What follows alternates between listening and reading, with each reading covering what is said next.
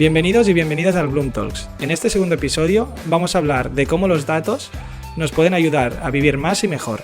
Para ello, contamos con Joan Guanyabens, un experto en la salud digital y en el uso de datos en la medicina. Con él aprenderemos cómo los datos nos pueden ayudar a tener una mejor salud individual y global. Si realmente los dispositivos que llevamos al día a día, como puede ser un teléfono o un reloj inteligente, nos ayudan a vivir más y mejor. ¿Por qué US o China nos pueden desbancar en términos de salud a nivel global? Y cómo en un futuro cambiará radicalmente la manera en la que trabajan los médicos gracias al uso de algoritmia e inteligencia artificial. Buenos días, Joan. Buenos días. Gracias por estar aquí con nosotros. Un poco lo que queríamos ver es, al final desde hace un tiempo, ¿no? Vemos que la medicina digital, ¿no? El uso de datos dentro de la medicina es algo que está creciendo. Y un poco nos gustaría que nos contaras, ¿no? En qué consiste esto, ¿no? Muy bien. Pues en realidad lo que estamos viendo es que estamos en un momento a nivel social, a nivel mundial, muy interesante, ¿no? Por un lado estamos viviendo una auténtica revolución tecnológica, ¿no? Con una aceleración desmesurada, donde cada día tenemos más tecnología, más accesible, más disponible y con más capacidad. Y por el otro lado, hemos vivido también una situación donde hemos aprendido de que la salud de todos y cada uno de nosotros depende de la salud de todos, y que por tanto la salud está en primera fila, en el primer orden de las preocupaciones a nivel mundial, ¿no? Y la pandemia en el fondo nos ha puesto esto en el escenario y nos ha puesto, diríamos, estas dos situaciones: la aceleración tecnológica por un lado, con grandes capacidades, y la conciencia global de que esto de la salud nos afecta, es importante y que no es solo individual, sino que en el fondo es salud colectiva, ¿no? En este sentido, la confluencia de estos dos elementos creo que nos puede dar idea de que estamos ante una auténtica revolución, ¿no? Donde a través de la tecnología podemos hacer cosas que hasta el momento eran impensables. Y por tanto, la medicina o la salud, ¿no? Como cualquier otro sector, estamos inmersos en un proceso de transformación, ¿no? Que podemos reconocer como de transformación digital, ¿no? Y en este sentido diríamos que tenemos que ver de qué manera somos capaces de poner la tecnología, que no deja de ser un instrumento, al servicio de nuestros objetivos, ¿no? Y los objetivos en el ámbito de la salud pues no pueden ser otros que conseguir, ¿no? Obtener el máximo de salud y de bienestar, porque la salud también es un tema de bienestar emocional, social, personal, colectivo, etc. Poner, la salud en el máximo de población posible, ¿no? Y este es el gran reto que tenemos: cómo hacer accesible la salud o cómo generar salud a mayor población usando las capacidades tecnológicas. Vale, genial. Aquí hay un tema, ¿no? Y es que al final vemos que, bueno, esto es uno de los retos, ¿no? Que comentabas de la medicina. ¿Qué cosas podemos ver, ¿no? Que una vez metamos todo el uso de datos, ¿no? O medicina digital, pueden ayudar, ¿no? a mejorar cómo estamos trabajando hoy en día, vale, con el tema de la medicina? Lo primero que deberíamos decir es que si algún sector todo esto que estamos hablando se manifiesta a través de los datos, ¿no? En el fondo, lo que está aportando la revolución digital, la digitalización, esta aceleración tecnológica, es que tenemos en datos mucha más información, mucho más conocimiento del que teníamos antes. Por tanto, queda todo registrado, queda todo en los datos. Y por tanto, vemos que el sustrato último son nuestros datos. Hablando de medicina y de salud, cuanto más personal les sean estos datos, más valor vamos a ser capaces de generar, ¿vale? Por tanto, estamos hablando de los datos personales como un activo que aparece pues con fuerza, ¿no? Y en el fondo comparamos la revolución digital con otras revoluciones que hemos vivido, ¿no?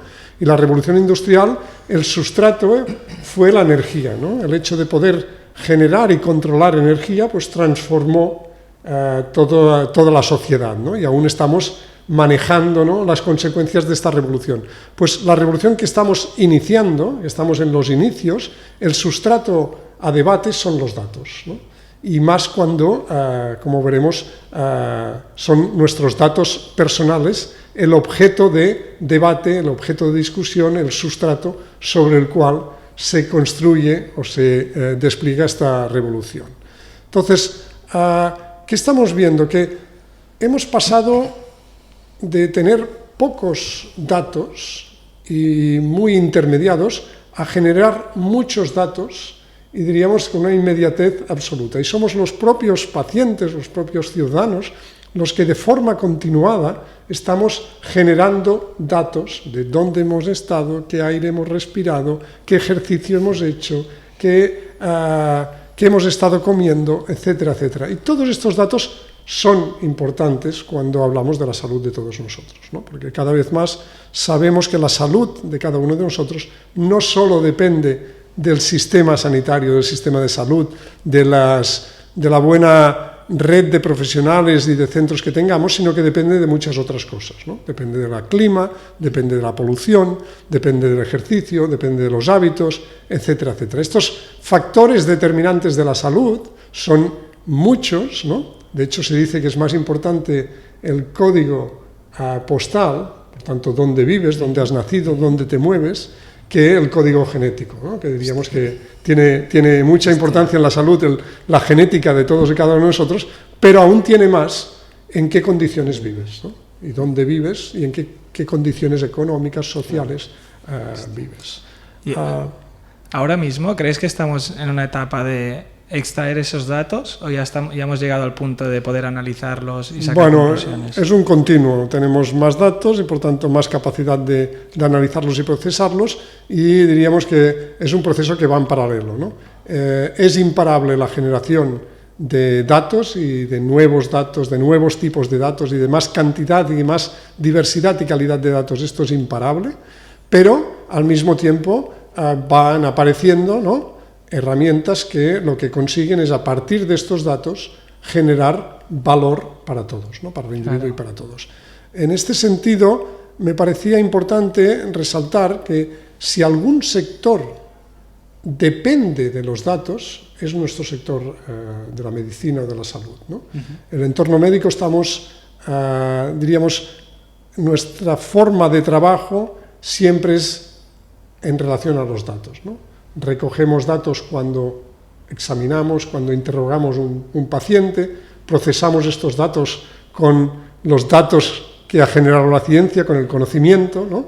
Y por tanto establecemos la relación entre los datos del paciente y el conocimiento a través de los datos que nosotros tenemos, y también comunicamos al paciente, a su entorno, en forma de comunicación, en forma de información, qué es lo que tiene que hacer, qué es lo que tiene que tomar, qué es lo que le recomendamos. Por tanto, vemos que nosotros hacemos en medicina un uso intensivo de los datos y especialmente de los datos personales. Por tanto, así de entrada diríamos que si algún sector tiene que beneficiarse de una tecnología que nos ayuda a manejar los datos, debería ser el sector sanitario, el sector de la medicina, ¿no? Y en este sentido lo que preguntabas es, también podemos constatar que si algún sector va con retraso en la implementación de estas capacidades, de esta transformación, es el sector de la salud, es el sector legal, ¿no?, el sector jurídico, es el sector de la educación, ¿no? Sectores que están muy regulados desde el punto de vista público, van con más lentitud en el proceso de adopción o de transformación de estas tecnologías, ¿no? Y vemos como sectores como el de la música o el sector, yo qué sé, sectores mucho más, con un componente mucho más privado, el sector de los viajes, ¿no?, del turismo, el sector bancario, el sector de la logística. Estos sectores realmente ya han acometido una buena parte del proceso de transformación, que no termina, que siempre va a ser continuo, pero sí que se han transformado mucho más que nuestro sector. Ahí un poco me gustaría entrar en detalle en cómo hacéis, ¿no?, toda esa parte de gestión, ¿no?, y procesamiento de estos volúmenes tan grandes de información, ¿no? Vale. Y cómo al final los sintetizáis para que sea algo aplicable al paciente en este caso, ¿no? Decir, oye, mira, con toda esta información tienes que hacer A, B y C para poder resolver tu problema. Muy bien. Sí, el proceso de digitalización ha ido del sector de la medicina, ha ido muy ligado a la digitalización de las historias clínicas, ¿no? Sabéis que el elemento de trabajo de los profesionales de la salud, de los médicos, de las enfermeras, del sistema sanitario, es la historia clínica. Y en este sentido hemos pasado de una historia clínica propiedad, ¿no?, y en manos exclusivamente del médico, ¿no?, y en papel, a unos registros que permiten, pues, que esta información se pueda acceder desde cualquier sitio, en cualquier momento, por parte de cualquier profesional. Entonces esto abre la puerta a la transformación, ¿no? De hecho, no podemos trabajar igual que cuando no existía esta historia clínica electrónica, ¿no? Y donde donde se ha invertido mucho tiempo y recursos ha sido en la digitalización de las historias clínicas. No ha sido fácil, hay un cambio evidentemente tecnológico, hay que invertir, ¿no? Y creo que nuestro sector no ha invertido mucho económicamente en el tema, en comparación con otros sectores, pero también en unas resistencias a continuar trabajando como siempre, ¿no?, ante estas novedades. Y por tanto, ¿cómo se hace?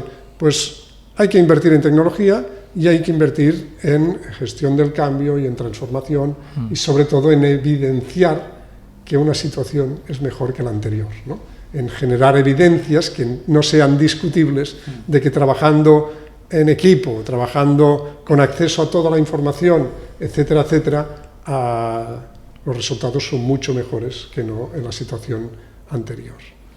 Antes hablabas de la importancia de los hábitos, de lo que comes, Sí. del deporte que haces, de dónde vives.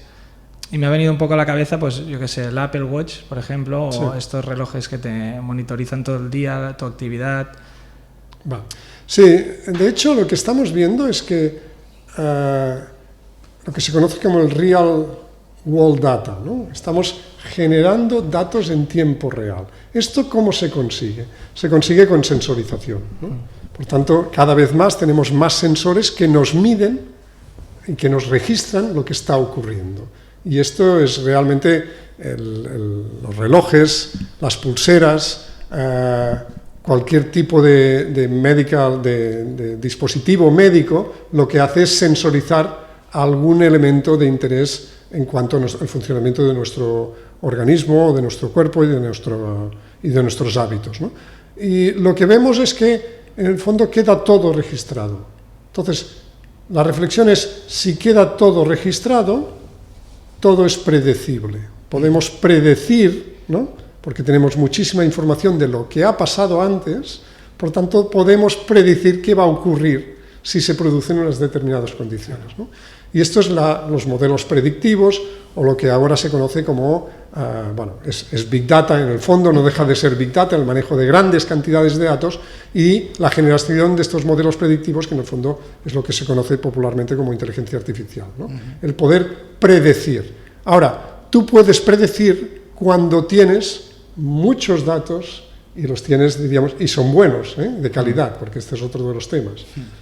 Claro, pero, o sea, ¿tenéis acceso a esa data realmente? O sea... Vale, vamos a hablar, porque el principal problema no es la información que se genera, como estás apuntando, sino el principal problema es que se pueda utilizar esta información, ¿vale? Entonces aquí hay un balance muy interesante, en decir, cada vez tenemos más y mejor información y más real, en más cantidad, como veíamos, y más variada. Incluso podemos tener nuestro código genético, ¿vale? Por tanto, cuando se habla de secuenciar nuestro código genético, en el fondo es que el mapa de nuestro cuerpo individual, ¿no?, existe, y que por tanto podemos reproducir en cualquier momento, ¿no?, podríamos llegar a reproducir cualquier parte de tu cuerpo, ¿no? Por tanto, incluso tenemos el mapa de nuestro individual. Entonces, cada vez tenemos más datos de mayor calidad y los tenemos que poner al servicio, ¿no?, de las personas y, por tanto, generar este valor que apuntabas. Tú me preguntabas por el acceso a esos datos. Exacto. Entonces, el equilibrio complicado donde estamos, yo creo que estamos más que encallados, ¿no?, es entre tener los datos y poderlos utilizar, ¿no? ¿Por qué? Porque especialmente en Europa, ¿no?, la protección de los derechos del ciudadano, ¿no?, es realmente diferente a otras sociedades, ¿no? Y aquí se prima que el ciudadano debe estar seguro, debe estar protegido, y por tanto su información, la información que él genera, es información sobre la cual tenemos un derecho a la privacidad, a la confidencialidad y a la seguridad, ¿vale? Pero igual si compartieran estos datos, ¿no?, o fuera más fácil acceder a ellos, claro, estamos mejorando en salud. Claro. O sea, al final, Entonces, el equilibrio entre tenerlos y utilizarlos es donde está el drama, especialmente en Europa. Fijaros que en Estados Unidos o en sectores asiáticos, como en la China, estos datos no están protegidos como están en Europa. No está tan regulado. Por tanto, quien tiene los datos puede utilizarlos. Entonces, ¿quién tiene nuestros datos? ¿Quién sabe más de ti que tú mismo, ¿no? ¿Quién sabe lo que hiciste el año pasado, dónde estuviste, qué ejercicio hiciste, con quién te relacionaste, qué comiste, qué opinaste? Todo esto lo saben las grandes compañías norteamericanas que tienen todos nuestros datos personales. Y ellos no tienen la limitación que tenemos aquí en Europa de que no se pueden utilizar a no ser que se produzcan determinadas condiciones, ¿no? Y por tanto, ¿qué están haciendo? Están utilizando estos datos para sus intereses. ¿Cuáles son los intereses de las empresas multinacionales norteamericanas o mundiales, ¿no?, de Google, de Amazon, de Microsoft? Hombre, quizás sí que dirán que el interés es la salud de todos, pero el principal interés es generar beneficio y crecimiento de su empresa. Por tanto, ponen estos datos que tienen de todos nosotros al servicio de sus intereses. Pero es que lo mismo podemos decir a nivel de países asiáticos, ¿no? La China tiene todos los datos de toda la población, ¿no? Y es el gobierno, son los gobiernos quienes tienen estos datos. ¿Para qué? ¿Con qué finalidad utilizan estos datos? Para sus intereses. ¿Cuáles son sus intereses mayoritarios del gobierno chinés? El control de la población. Por tanto, esta es la realidad del mundo. El mundo va a transformarse a partir de los datos y quien tenga datos es quien o quien está desplegando estas capacidades y va a transformar el mundo. En Europa no tenemos un acceso tan fácil a estos datos. Fijaros aquí en nuestra casa, en España, ¿no? Si tú quieres utilizar los datos personales de todos y cada uno de nosotros para generar un mejor servicio o para hacer una investigación y generar un nuevo producto, etcétera, solo tienes, o la ley te lo permite de dos maneras. O bien tienes el consentimiento explícito de la persona que dice, sí, te dejo estos datos para hacer esto que quieres hacer, por tanto firmado, consentimiento informado y firmado, o bien tienes que plantear un proyecto de investigación que tiene todo un proceso de regulación, que debe ser aprobado, que debe haber un comité de ética, que te va a preguntar qué datos para hacer qué y en qué condiciones, y finalmente te va a dar la aprobación para hacer este proyecto. Claro, esto en el fondo es tiempo y trabas, ¿no? Porque conseguir el consentimiento informado de los pacientes es complicado, ¿no? Claro. En pandemia lo vimos, ¿no?, que para utilizar los datos de los pacientes con COVID, en teoría la ley te decía, si los quieres utilizar, tienes que preguntar al paciente. Claro, esto es imposible. O tienes que montar un proyecto de investigación que a lo mejor empiezas, pero que no sabes cuándo vas a poder ejecutarlo, o que hay un tiempo detrás, con lo cual el tiempo corre en contra de nuestras empresas, nuestras instituciones aquí en Europa. También te queríamos preguntar, antes hablabas de la pandemia y de cómo la importancia de la responsabilidad de uno mismo o la salud de uno mismo afecta a la salud global. Hostia, ¿no ha cambiado nada en este sentido? O sea, ¿no ha hecho que avancemos un poco en poder utilizar los datos. Sí. Hay un movimiento ahora, estos meses, lo estamos viendo, estos días, en Europa muy fuerte.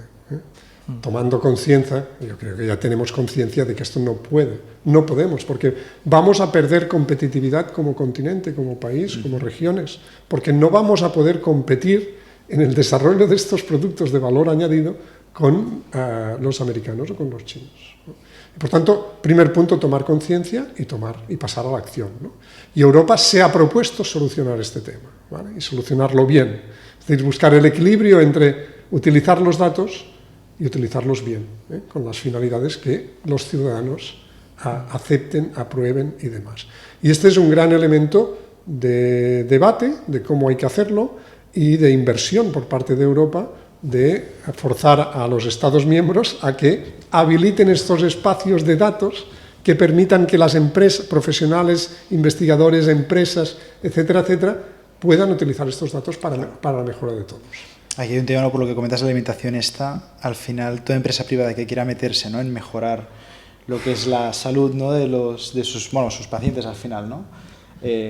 Con los datos es complicadísimo. Muy complicado. Entonces, es donde existe la complicación. Yo creo que este es el gran reto, es decir, cómo conseguimos la confianza de nuestros potenciales clientes, de nuestros ciudadanos, para que nos dejen los datos, para servirlos mejor, para tratarlos mejor, para que él se cuide mejor. Porque en el fondo, este es el gran reto que tenemos como sistema sanitario, como sociedad, ¿no?, que es doble.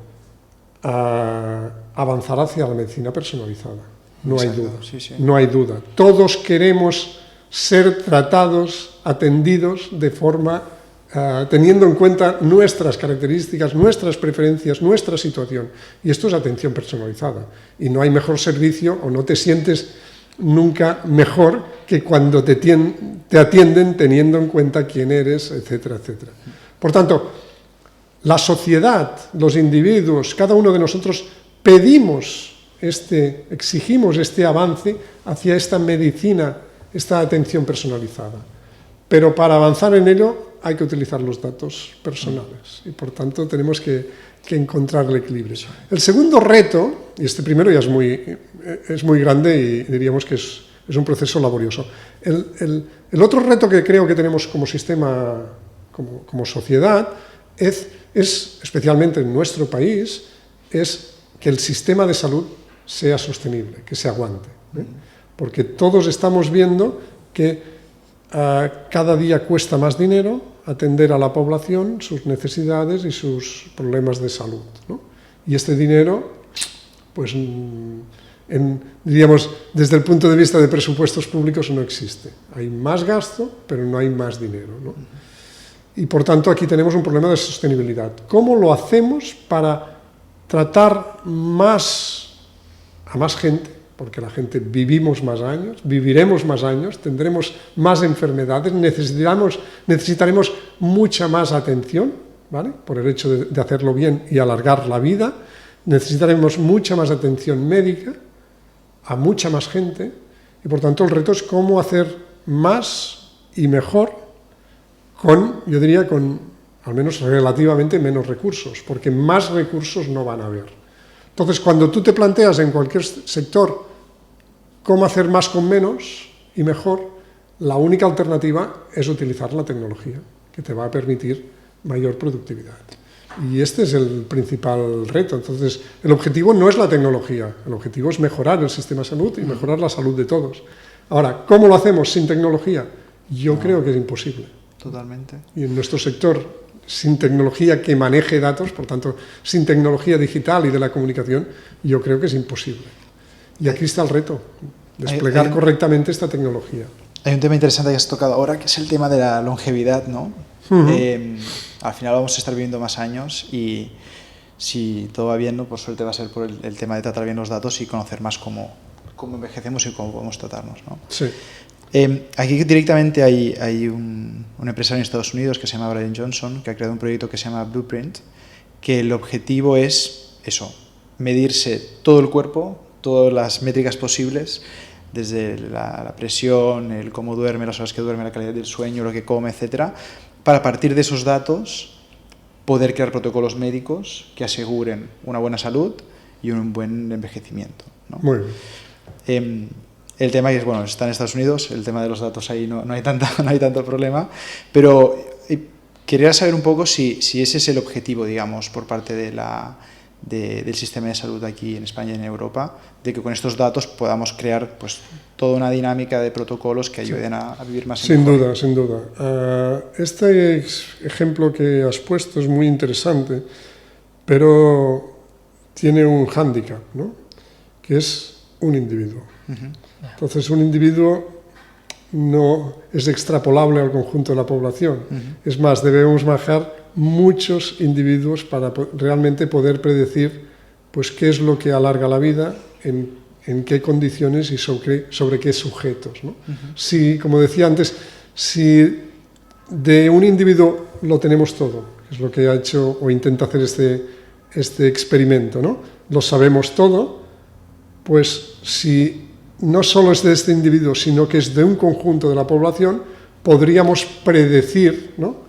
En qué condiciones, que es lo que hablábamos antes, en qué condiciones podemos vivir más y mejor, ¿no? O qué tenemos que hacer para vivir más y mejor, pero esto no lo vamos a construir con los datos de un individuo, sino que lo vamos a construir con los datos de la población. Mira, lo que pretenden todos los sistemas de salud, yo creo que es una práctica global, ¿no? Es atender doble interés, ¿no? Atender a las personas cuando tienen una situación, un problema de salud, ¿no?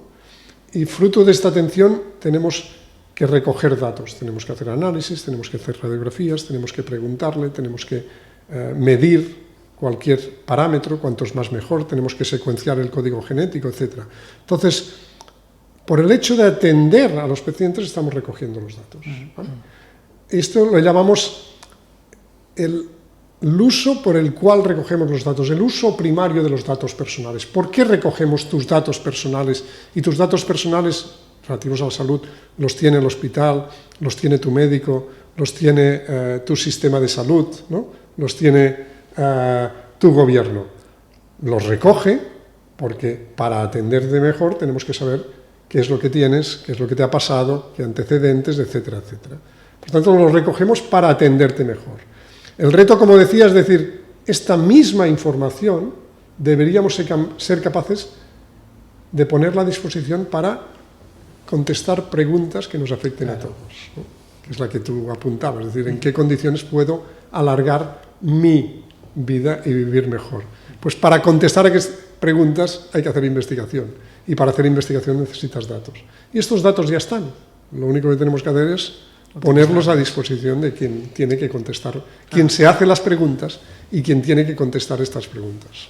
Es que no solo ayudaría a atenderte mejor en un sentido de que te vamos a ofrecer un tratamiento que se adecua más a tu necesidad, sino que también ayudaría a predecir lo que te está pasando antes de... Claro.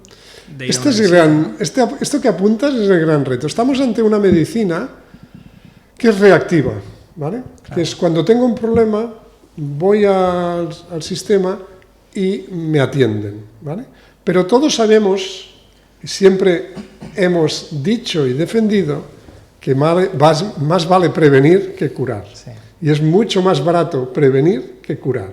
Pero si nos gastamos todos los recursos y toda la energía en curar, no estamos poniendo recursos en prevenir, ¿no? Que es lo que deberíamos hacer. Entonces, ¿cómo podemos hacer para realmente convertir esta frase en realidad? Prevenir más que curar. Pues solo hay una manera, es utilizar los datos disponibles para generar evidencia de qué cosas tengo que hacer, ¿eh? Porque esta tecnología me permite predecir, claro. Y si me permite predecir, me va a permitir prevenir. Mira, hablamos en medicina, hablamos de la medicina de las 5 Ps, ¿eh? Que es la medicina personalizada, por descontado, pero que en el fondo es proactiva, predictiva, preventiva y poblacional, ¿no? Y con estas 5 Ps, que luego incluso han aparecido más Ps, pero con estas cubrimos perfectamente hacia dónde tenemos que ir, ¿no?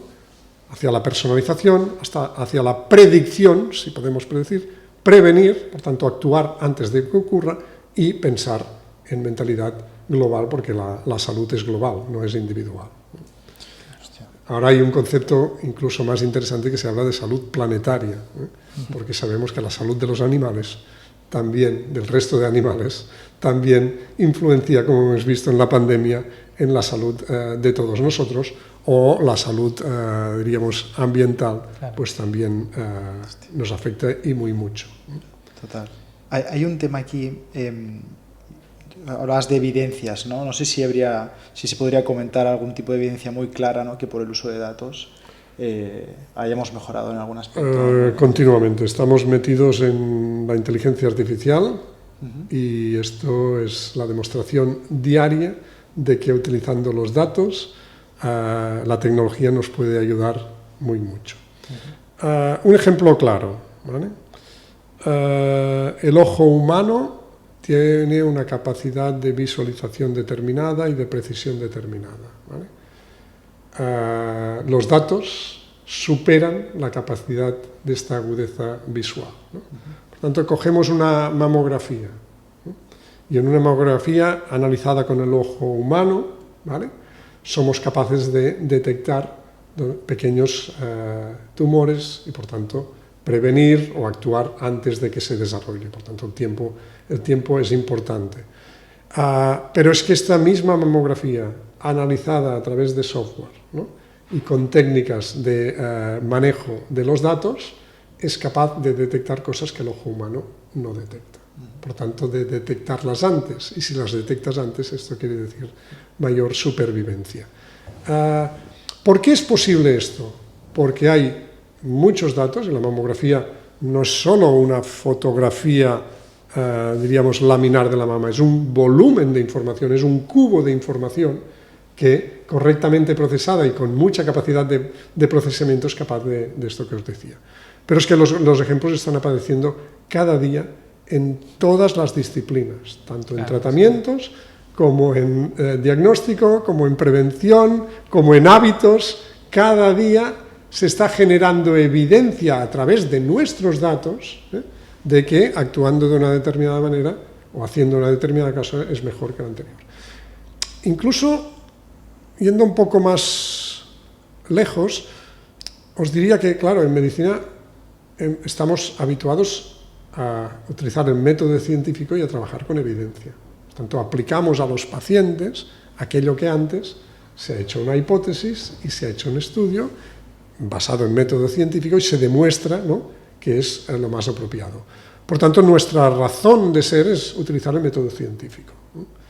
Estamos un poco en situación de shock, ¿no?, porque estamos viendo que aparecen algoritmos, ¿no?, que son capaces de obtener mejores resultados que nosotros mismos, ¿no?, pero que no son capaces de explicarnos cómo han obtenido estos resultados.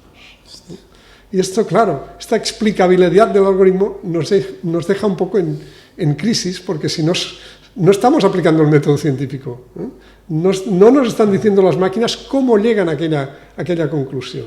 Y esto nos genera el debate de decir, oye, tenemos que avanzar mucho en intentar explicar, ¿no?, o averiguar cómo las máquinas llegan a determinadas decisiones. Ya casi que piensan por sí solas para Claro.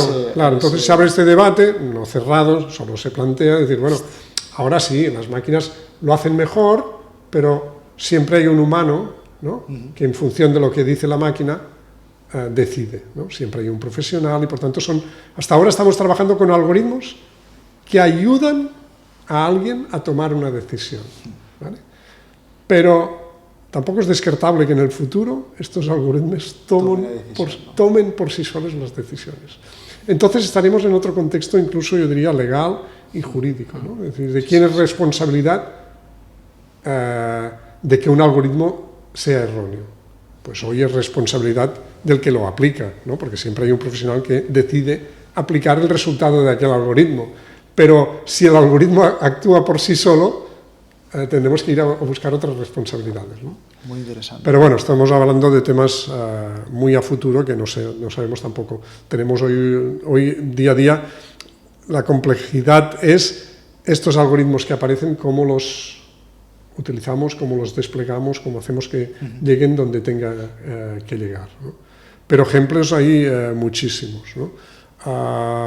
El ejercicio que hacemos, cómo beneficia o no a nuestra salud. El aire que respiramos, ¿no? Ahora empiezan a aparecer muchísimos estudios de que realmente la influencia de la polución sobre las enfermedades es muy alta. No se ha estudiado, no es que, no se sabía y ahora empezamos a saber cosas, ¿no? Igual que el código genético, está todo por descubrir, ¿no? En qué secuencias del código genético provocan enfermedades, y por tanto, si lo sabemos, se puede prevenir, y empiezan a haber muchos ejemplos también de manejo de datos, ¿no? Genéticos para, a través de la prevención, ¿no? poder actuar sobre el individuo. Bueno, la verdad que muy interesante. Esto es un poco, ¿no? Queda abierto o sea, digamos, los retos que puede tener, ¿no? La medicina y el uso de datos a futuro, ¿no? Todo esto que comentas. Y hay un aspecto quizás que me parece muy interesante, que estamos hablando de estos algoritmos, de estos elementos de ayuda a la toma de decisiones, pero siempre nos estamos enfocando muy orientados a los profesionales.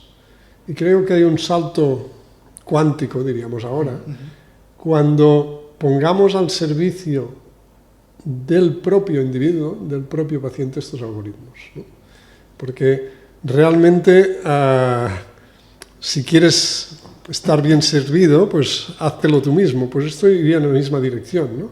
Si queremos que el ciudadano pues actúe con una determinada manera, con unos determinados hábitos, etcétera, etcétera, vamos a facilitar este proceso directamente al ciudadano y que sea él el que decida y tome las decisiones. En términos de, por ejemplo, de triage, ¿no? De canalizar la demanda, pues también me parece muy interesante, ¿no? Hoy tenemos los servicios de urgencias colapsados, por ejemplo, y muchas de las visitas que terminan en un servicio de urgencias y que colapsan los servicios de urgencias, los expertos nos dicen que no haría falta que fueran a urgencias y que se podrían atender de otras maneras, ¿no? Pues, ¿por qué no hacemos que antes de acudir a urgencias el ciudadano tenga algún mecanismo que le ayude a tomar la decisión de si tiene que ir a urgencias o tiene que hacer otro tipo de acción, ¿no? Bueno, pues estos elementos realmente son interesantes de cara a los problemas que tenemos en el día a día, ¿no? Que es el colapso del servicio de urgencias, la sostenibilidad del sistema, los costes, etc. O sea, sobre todo hay que resaltar la importancia, ¿no? De educar a la gente o saber transmitir la importancia de ceder este uso de datos, ¿no? Sí. Que a veces, hostia, se lo cedemos a Instagram libremente y en cambio no lo podemos utilizar para cuidarme mejor. Aquí está el tema, ¿no? Y este es el tema. Y realmente estamos pagando con nuestros datos otro tipo de servicios, ¿no? Y cuando te dicen, siempre decimos lo mismo, ¿no? Cuando un servicio es gratis, seguro que lo estás pagando con tus datos, ¿no? En el entorno digital, ¿eh? Cuando un servicio dices, mira, esto del correo funciona bien, esto del WhatsApp me gusta, ¿no? Y es gratis. ¿Por qué? Porque en el fondo están utilizando qué dices, con quién te relacionas, dónde estás, ¿no? Toda la información que tú generas la están utilizando para que otros te vendan pues, viajes a no sé dónde o alquileres. Por tanto, realmente estamos pagando con nuestros datos estos servicios personales. Pero lo que apuntabas es muy interesante porque no hay mejor paciente, por tanto, individuo y salud, que aquel que se responsabiliza de su situación de salud, ¿no? Por tanto, evidentemente podríamos hacer muchas campañas para dejar de fumar, por ejemplo, pero la mejor manera es que sea uno mismo, ¿no? El que realmente tome la decisión de dejar de fumar y la tome de forma consciente, con conocimiento, con todos los elementos de educación y tal. Y aquí las tecnologías se ven muy interesantes en este cambio de hábitos a nivel individual, ¿no? Para que uno tome conciencia de lo que tiene, de qué enfermedad tiene, de que tiene de qué cuidarse y que si se cuida o si hace aquello que le dice, el beneficio pues lo obtiene. Por tanto, sí que me parece interesante esta aproximación hacia el individuo y directamente y hacia darle herramientas para que se cuide directamente el mejor. Claro. Perfecto. Pues nada, Joan. Muchísimas gracias a vosotros por invitarme, un placer. y a vuestra disposición. ¿Vale? Muy bien.